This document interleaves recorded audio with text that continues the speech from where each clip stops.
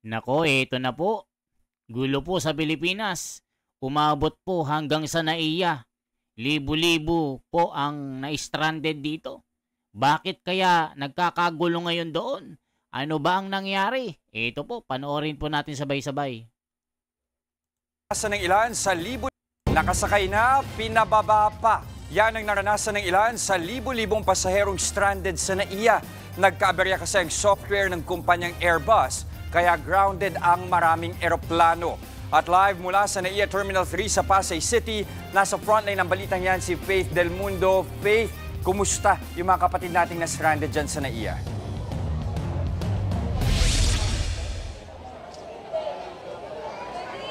Yes, just dismayado nga yung mga pasahero na naapektuhan na na-canceled flights ngayong araw. No? Karamihan sa mga nakausap natin ay mga OFW na may connecting flight na domestic. At hindi nga raw sila agad naabisuhan kaya hindi sila agad nakapaghanda. At bukod nga daw dyan ay iba't ibang dahilan pa yung binibigay sa kanila ng airlines. Galing pang Malaysia ang domestic worker na si Jessica. Excited siyang makapiling ang kanyang pamilya sa Tuguegarao City. Pero ang kanyang flight pa Cagayan, 2 beses na kansela. Nakasakay na raw sila ng eroplano pero pinababa pa. Napuyat ka na, napagod ka na, nag-check-in, nag-check out ka ulit. Tapos nag-check-in, nag-check out ulit, patakbo-takbo kami kasi humahabol kami sa oras. No choice, bumaba na naman kami pero depressed na kami. Nagugutom na rin po kami, tsaka pagod. Kawawa naman po kaming mga OFW na sumasakay. Ang nursing assistant naman na si Jayan na galing pang Singapore, na bad trip dahil sa sunod-sunod na canceled flight pa uwi ng Tuguegarao. So, nagbayad po ako.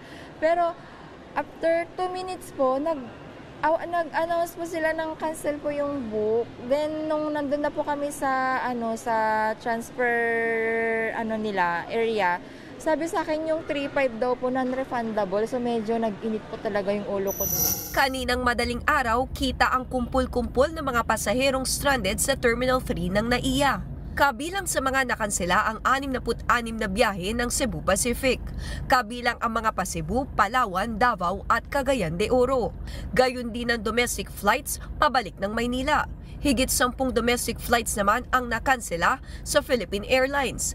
Agad nagsagawa ng rebooking at refunds. International at domestic flights naman ang na-delay sa AirAsia, gaya ng mga papuntang Japan, Thailand at Macau. Paliwanag ng Airbus Company, kinailangang i-update ang kanilang software. Yan ay matapos madiskubring posibleng masira ng matinding init ang computer data ng kanilang mga eroplano na bahagi ng A320 family jets. Critical. So yan mga kababayan, alam nyo naman, basta AirAsia at iba pang mga eroplano, talagang matindi po ang mga aberya dyan. Kung sino-sino po yung mga naka-experience ng alam nyo na, pag AirAsia at kung ano-ano mga eroplano. Pero pag Philippine Airline kayo, madalang po yung aberya. Ngayon lang po yata nangyari yan yung libo-libong stranded na sabay-sabay. Nagkaka-aberya po pero hindi ganyan na talagang libo-libo. Pati international flight talagang problemado. Sabi, libo-libong pasahero apektado ng Airbus system update. Nag-update pala ang yung air system nila. Mga kababayan, syempre mahirap naman kasi kung itatakbo yan na mamaya magka-aberya sa taas. Di maigi nang i-stop na lang nila kaysa naman ilipad na may problema, di ba? Mga kababayan, tulipan natin. Mukhang minamalas ang Pilipinas ngayon, Ba't sunod-sunod rally? Sunod-sunod na rally, sunod-sunod na protesta. Sinusugod ang Malacanang, aberya pa si airport, mataas pa ang dolyare sa kapiso.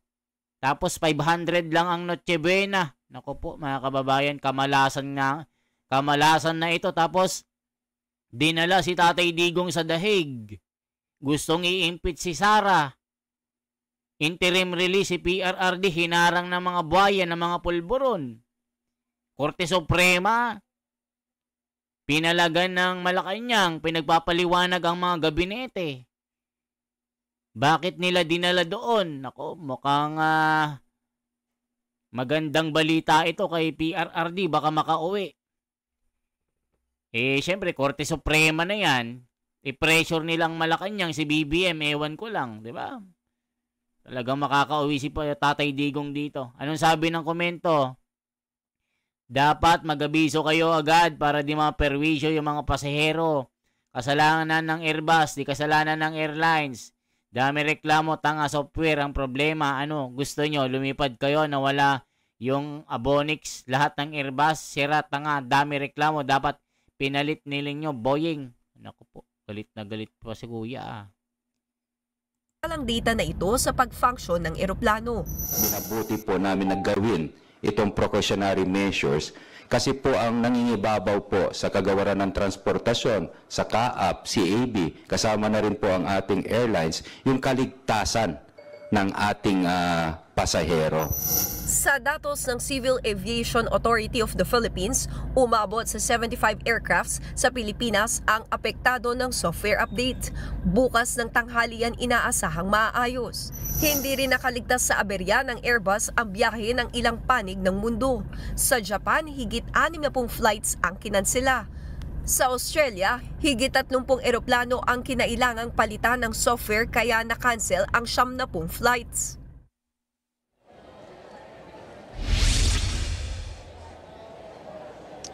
Jess, ayon nga sa CAAP, hindi bababa sa 14,000 na pasahero ang apektado ng nakansilang flights ngayong araw. So yan yung balita mga kababayan. Naku po, ano naman ang sinasabi ng iba dito?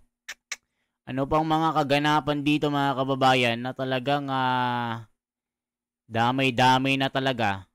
Dami mga problema na sa Pilipinas, Nagkakagulo na talaga. Tingnan nga natin yung iba, yung mga kababayan natin abroad, anong problema doon? Basta Pasko. Ano ba ang naramdaman ng mga Pilipino nung ma-deny itong interim release ni Tatay Digong? I-check nga natin ano sinasabi ng mga kababayan natin na nalungkot. Tuwang-tuwa yung mga loyalista nga, mga bangag, mga dilawan, pinklawan, tuwang-tuwa sila nung ma-deny yung interim ni Tatay Digong. Baka makarma kayo sa mga darating na araw. Ito po, check po natin anong balita dito.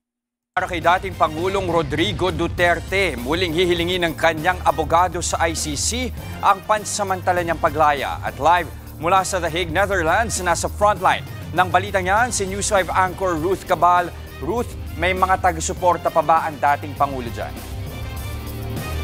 Just nandito tayo sa harap, ayan yung nakikita nyo sa ating likuran yan, yung ICC Detention Center at dyan nga nakapit ang dating Pangulong Rodrigo Duterte. Pero sa mga oras na ito, wala tayong nakikita pa ngayon na mga supporters o kahit doon sa usually may pinupuntahan, may pinagtitipunan sila doon sa tinatawag na Duterte Street. So wala pang masyadong tao doon ngayon. Pero kahapon nakausap natin ang apo ng dating Pangulo na si Congressman Omar Duterte. At sinabi niya kasi usually pag weekends, wala daw talagang dalaw dito sa detention center. Kaya sila ay kahapon ng hapon o kagabi dyan sa inyo ay dumalaw na. Kinamusta natin ang lagay ng Pangulo. Sabi ni Congressman ay frail daw ito o mahina. Kaya nga ang sabi niya ay nagtataka daw siya bakit naging ganun ang desisyon ng appeals chamber na itinuturing na flight risk ang dating Pangulo. Kaya para doon sa iba pang paliwanag at naging basehan ng appeals chamber, balikan natin sa report na ito.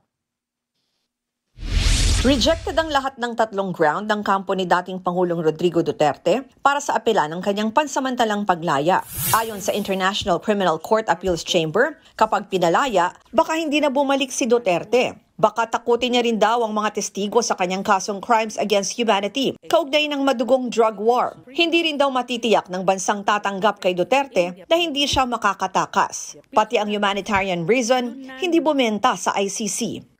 Isipin nyo mga kababayan, makakatakas daw si Tatay Digong. Flight risk daw. Makaka-apekto daw sa pag-iimbestiga. Ano yun? Ito'y pakana lamang ng mga bangag, pinklawan at mga, alam nyo na, mga kumakalaban po sa mga Duterte. Planado talaga nila ito mga kababayan. Na talagang gusto nilang ipitin si Duterte. Matanda na po ito eh. Diyos ko Lord. Hindi raw masasabing mahina na si Duterte dahil mismong ang pamilya niya ang nagsabing he is doing well. Ang desisyong yan, kinalungkot ng Duterte supporters. Nag-iyakan sila. He's already 80 years old, so it's so sad I feel about that this path right now, the total darkness of his soul is really hard. Kung merong mga naiyak, the third round of appeal is rejected.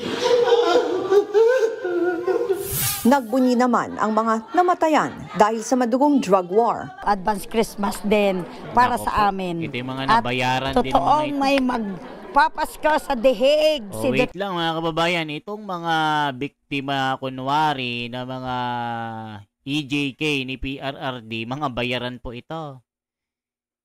Alam nyo ba mga kababayan, maraming naglabasan yung mga nandyan, mga tanim lang ang mga ito para pagmukahin, palabasin na si PRRD ay masama. Eh paano naman ang mga nagrabyado ng mga drug addict, mga naghahasa ng mga bata, eh paano pag naging anak nyo na ito? Eh itong mga ganitong mga pinapakita nila na nanay daw, mga pamilya daw ng war victims sa bunyi, sa pagbasura ng ICC, sa hiling na interim release. Naku po huwag kayo maniniwala sa mga ito. Puro tanim ang mga ito. 30 yon. Yes. Pagkatapos ng announcement ng ICC, binisita si Duterte ng kanyang apo. Hindi na raw nila pinag-usapan ang tungkol sa pagbasura ng kanilang apela. Kamusta po ang lagay ng frail na talaga yan siya masyado. 80 years old. Paano na masabi na high risk siya na tao, tapos flight risk. Kung magtayo mismo sa upuan, kailangan tulungan pa namin. Ang pamilya Duterte tanggap naman daw ang desisyon, pero hindi pa tapos ang laban. Patuloy ang kanilang suporta sa dating Pangulo. Mga kababayan, nakakatawa, no? Nakakatawa ang mga kontra at kalaban po ni Tatay Digong. Sasabihin nila flight risk. Matanda na po ito, may sakit pa. Yung kalusugan niya, hindi na maayos. 80-year-old na. At pagka tumayo, kailangan ng may tutulong. Paano naging flight risk ito? Mga kababayan, Diyos ko Lord, anong klaseng mga tao ito? Baka makarma kayo niyan, di ba? Sa kabila niyan, ayon sa Defense Counsel ni Duterte na si Attorney Nicholas Kaufman, muli silang hihiling sa ICC na palayain si Duterte. Hihintayin lang daw nila ang resulta ng medical evaluation ng 80-year-old na dating Pangulo sa susunod na buwan. Giit ni Kaufman sa edad at kondisyon ni Duterte, hindi na siya maituturing na banta sa mga testigo. Para naman kay ICC Assistant to Counsel Cristina Conti, final na ang ICC decision kaugnay ng interim release. Parang Supreme Court na raw yan. Patunay na walang VIP treatment sa ICC. Pero giit ni Conti, simula pa lang ng laban. 2026 ang simula ng bakbakan patungkol din sa kaso ni Duterte. Kung sa January, sasabihin nila, okay, kunyari fit to stand trial, isiset na nila yung confirmation of charges hearing. February, posibleng mag-resume or ma-reschedule yung confirmation of charges. Ayan, yung plano po nila, isasabay po nila sa pagsusulong ng continuation po ng impeachment ni Inday Sara. Yun po yung plano nila, yung mga Dilawan, Bangagan. Alam nyo na kung sinong pasimuno. Tito Soto, Panfilo Lacson, Risa Ontiveros, Kiko Pangilinan, Bam Aquino. Sino pa mga kababayan? Yan po yung mga magtutuloy. Alam nyo na kung sino dyan. Lahat po ng mga pumirma ng impeachment ng mga kongreso. Kaya tinitibag nila si Sara Duterte. Kasi nga ayaw po nilang maging pangulo ito. Diyos ko Lord. Tapos batikos kayo ng batikos kay Sara. Kayo naman pala magnanakaw. Diyos ko. Nakausap natin kahapon yung ilang mga supporters ng dating Pangulo nung nagtipon sila pagkatapos maibaba nga itong hatol ng Appeals Chamber at yung sinabi ng kanilang abogado na si Attorney Kaufman na magfa-file pa rin ng request para sa interim release pagkatapos itong medical evaluation. At sinabi nga nila na hopeful sila, tumaasa sila na magkakaroon pa rin ng favorable decision para dito sa dating Pangulo. Kanina rin nagpadala sa atin ng statement yung isa sa organizers nitong mga supporters na si Aldo Villarta at sinabi niya ay nakikita nila na delay lamang ito sa pag-release sa dating Pangulo at hindi nila itinuturing na defeat o pagkatalo. Balik sa inyo dyan. So yan, ano naman sinasabi ng mga kababayan natin? Siyempre, alam niyo naman ang mga nagko-comment dito, page po ito ng mga Pinklawan, Dilawan, Bangagan. So, expect nyo, ang kulit talaga ng mga Pinoy, hoy, hindi yan dito sa Pilipinas. Na maabsuelto kahit tambak ng ebidensya, pasalamat na lang talaga at dyan dinala ang kaso sa the Netherlands. Dahil kung dito yan sa Pilipinas at dismiss na yan, bayaran dito mga judge at attorney. O kita nyo mga Dilawan, mga Pinklawan, mga loyalista nga ang mga nagko-comment. Pagka-clinic mo naman yung kanilang mga profile picture, wala namang muka. Final na yan, hindi na pwede. Aba, hilingin mo na lang tanggalin at palitan yung abogado. Alaka. Hindi siguro akalain ni Duterte sasapitin niya yan. Nadali siya ni Trillanes. Naku po mga kababayan. Meron din the time of reckoning. Hindi habang panahon, panahon ng mga loyalista nga. Sinabi nga po sa Biblia, there will be a time of reckoning. Sabi nga po ni Direk Daryl Yap ba ito? Nag-post ito Either makauwi si Tatay Digong, mapawalang sala, either ma-interim release, or ma-detain doon sa dahig. Si Sara Duterte ang magiging Pangulo sa 2028. Kaya yung mga bangag, Dilawan, Pinklawan, Triple Dilawan, yun na, yung katapusan nyo. Wait, i-check naman natin tong iba. Konseho ng mga AFP, Sergeant, Major, pinagtibay ang katapatan. Aba, ito na, mga kababayan. Talagang nag-pledge ng loyalty ang mga general sa Pangulo. Ito po. Panoorin po natin. Mga general, loyal na loyal. Ang tanong nila, may nag-comment, magkano? Yung mga sinasabi ng komento Hindi nawawala yan mga kababayan. Hindi mawawala yung ganyan mga isipan ng tao. Kasi nga, yung AFP nadadawit po sa anomalya. Kaya daw loyal kasi nasa palan. Yun ang sabi. Hindi natin sinasabi. Yun ang sabi ng komento. Sabi ni Ray Barnatya. Magkano ang sinapal sa kanila? Grabe naman yan. Galit na galit. Pinagtibay ng Konseho ng Armed Forces of the Philippines. Pinagtibay ng Konseho ng Armed Forces of the Philippines Sergeants Major ang katapatan ng sandatahang lakas para sa administrasyon ni Pangulong Marcos. Anila mananatili silang apolitikal o hindi makikialam sa politika. Yan ang sentro ng balita ni Harley Valbuena. Be the carriers of clarity in a time of confusion, the guardians of solidarity in time of noise and polarization. Huwag tayo magpapadala sa ingay ng kasinungalingan. Ito ang direktiba ni Pangulong Ferdinand R. Marcos Jr. sa Sandatahang Lakas ng Pilipinas sa traditional dinner ng Council Sergeants Major ng Armed Forces of the Philippines sa Malacanang. Ang Sergeants Major Council ay binubuo ng senior enlisted members ng AFP na nagsisilbing advisory body sa mga panuntunan sa enlisted personnel tulad ng pagdidisiplina, training, pagpapataas ng moral at welfare o kanilang kapakanan. Sa kanyang talumpati, sinabi ng Pangulo na sa panahon ng mga pagsubok, nananatiling matatag ang Republika dahil hindi nagpapatinag ang mga sundalong tagapagtanggol nito. Despite these waves of changes, your purpose remains unchanged. To uphold our Constitution, remain loyal to the Republic, and to protect all Filipino citizens.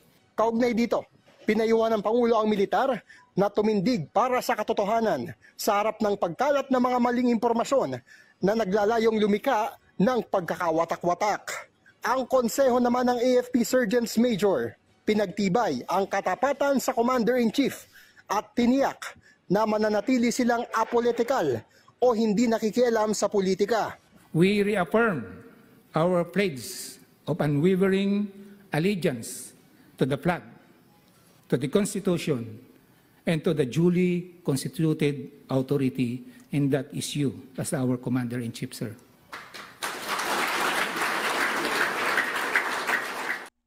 So yan mga kababayan, ang mga general, nanumpa na ng katapatan sa konstitusyon. Yun yung sabi naman ng iba, baka kay BBM naman nag-pledge ng katapatan. Ang sabi ng komento, ayan o, mabuhay ang bagong Pilipinas. Aba? Good job AFP, big salute to all of you. Maraming salamat sa mga tapat at magigiting nakawal ng sandatang lakas ang Pilipinas, sabi ni Edwin. Sabi naman ni Ramon, Diyos ko, saan kayo nagtapat? Sa konstitusyon o kay BBM? Magkano? Grabe mga komento, ano? Mabuhay ang ating mga hero. Saludo po ako sa inyo mga sir. Pagpalain kayo palagi sa patuloy na pagmamahal nyo sa ating mahal na Pangulong BBM. Hala ka. Ba't ganun? Dapat pagpalain kayo sa pagmamahal nyo sa ating bansa. Hindi pagmamahal sa BBM. Sabi ni Mario. God bless you more, BBBM. Grabing mga loyalista. Yung gusto lang ng revolusyon na sundalo ay gusto magpasakop sa China. Hala ka. Tindi, ano? Mga kababayan ko, ano? Mabuhay ang AFP. So, yan po, mga nangyayari po, mga kababayan. Anong masasabi nyo? Ang tindi na po ng mga nangyayari sa Pilipinas.